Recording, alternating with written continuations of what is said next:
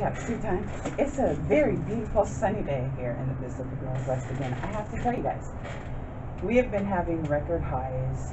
It's been in the 80s and it's only April like 7th or 8th. It's been crazy here.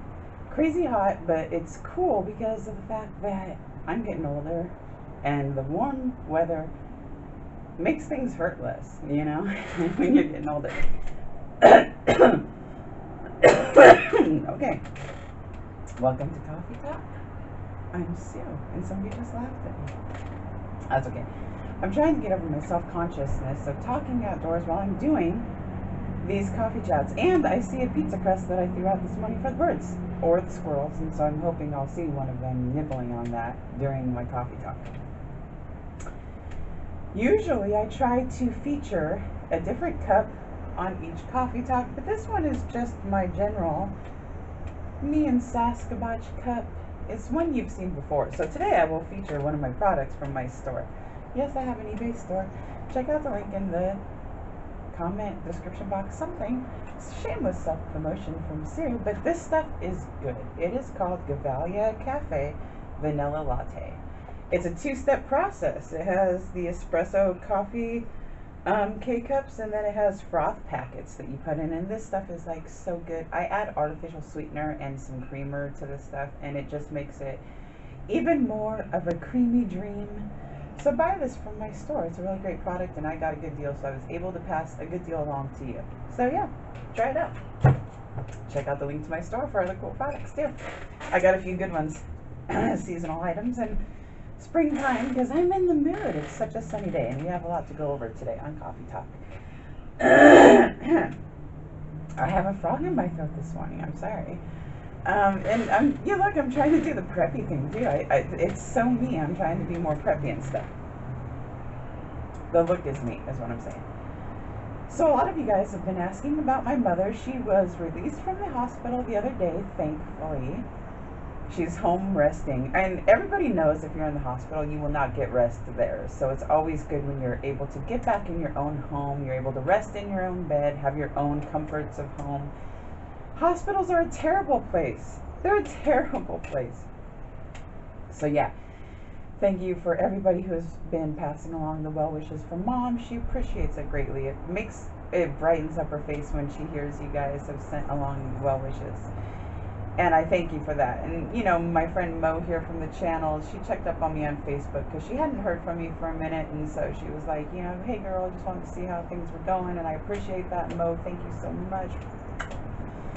All of my other friends who have asked, people that don't know me too well who have asked, just everybody's genuine concern for my mom. Thank you so much. From the bottom of my heart, from the bottom of my mom and my family, it means a lot to us. So thank you.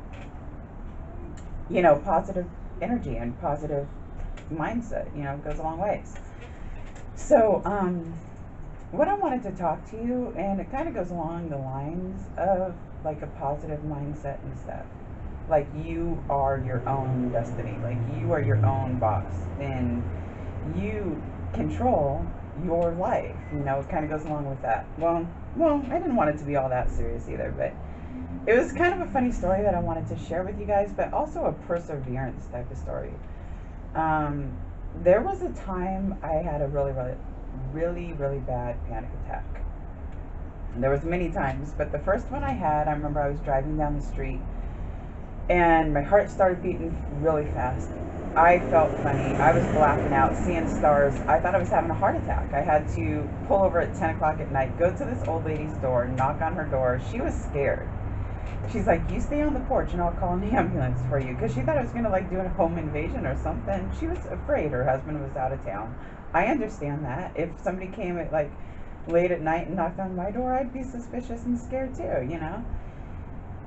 It's just the world we live in. So anyway, she called the ambulance and they picked me up. They put me in the back of the ambulance. There was a driver and then there was a person in back with me. And they put me on the heart monitor. My heart was beating like 286 beats a minute. And I didn't know what was going on. I thought I was dying. And it did not help that the fact that we got on the freeway and the guy that was back with me yells to the driver, don't go fast. I don't think your heart could take it. And I just freaked. I freaked. I did. Especially when I heard him say that. So we're on the freeway. We're going 30 miles an hour on the freeway because they didn't think my heart could take any faster than that. And I was in the hospital asking everybody what happened to me. And the paramedic, he came back with me because he was concerned. And he says, I think you had a panic attack. I didn't know anything about panic attacks at that time. All I knew was that was the scariest experience I'd ever experienced. And I told myself I would never go through it again. Long story short, it led to a year straight of agoraphobia. I could not leave the house. I couldn't even go on my porch. Going out on my front porch was anxiety inducing for me. It was terrible. And I just, you know, after a year of not being able to leave the house, I had to say, I have to do this somehow. I can't live like this. So I had to gradually go out on my porch and then run in the house having a panic attack. Scary for me. I know it sounds stupid, but that's how it was. And then I'd have to go out to my car, sit in my car, run back into the house, having a panic attack. I had to train myself. Drive around the block, Susan. The first time I was able to go into a store again, I cried. It was a horrible, horrible time in my life. But after that panic attack, I avoided anything that would cause that again. Driving, leaving the house, I wanted to stay safe. I wanted to avoid that. I didn't think my heart could take it. So I became agoraphobic for a year, and it sucked. It sucked. It sucks the life right out of you. It really does. That's why I knew I had to change it. So I had to train myself to keep going places, keep doing things, get over it. Because if you have a fear, you have to face it head on. That's the only way you'll get over it. So anyways, when I met Rob, I was able to leave the house and all that, but I still had some anxiety going out to the stores. It used to be a thing where I could only get things like at the front parts. I could only go like maybe 2 aisles deep, and then I thought I couldn't go to like the way back of any store. Even when I first was with Rob, I just couldn't do it. So one day, Rob and I, we were in the dollar store together, and I started having a panic attack. And I'm sitting here going down the aisles like, I can't breathe. And Rob's like, are you okay? I can't do it. You know, I started freaking out, and all of a sudden, he just smacks me this big wallop on the ass. And I like turn to him and I go, what the hell do you do? Why'd you do that? And this old lady, she was like, ooh, you know, I think she was a little excited, ooh, you know. And I go, why'd you do that? And he goes, well, you're not having a panic attack anymore, are you? And I go, no, now I'm pissed, I'm embarrassed. And he goes, yeah, but at least you're not panicking anymore. And that's the point. I was like, oh, yeah. Oh, okay. Yeah, I guess I'm, you know, because he just smacked me, like, on the ass in front of everybody. And it instantly turned me from panic to, like, pissed off. Like, why'd you embarrass me like that?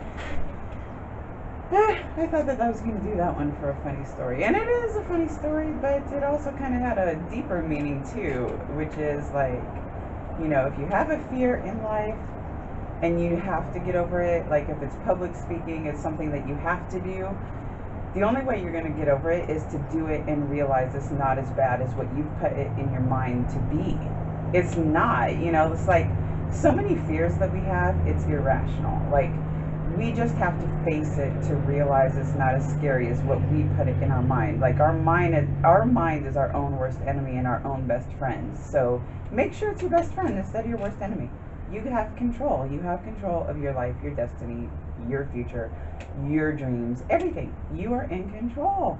Each one of us is in control. So, you know, it's kind of like this old Indian proverb that said, like, I don't remember exactly how it goes, don't quote me on this, but it was something like, you know, there's a bad wolf and a good wolf on your shoulder, and then somebody asks which one wins, and the person said, the one that you feed. And it's the truth. The one that's going to win is the one that you feed. So make sure you know, take heed to my advice. Thanks for joining me on Coffee Talk. Thanks for all the well wishes from my mom. Thanks for everything. Thanks for joining me and listening to me. I appreciate it. Talk to you guys later. Oh yeah, look, I'm not even wearing my brace thing. I took it off. I had to. Sometimes there's just things that you cannot do wearing it. So anyways, yeah. Talk to you guys later. Bye bye.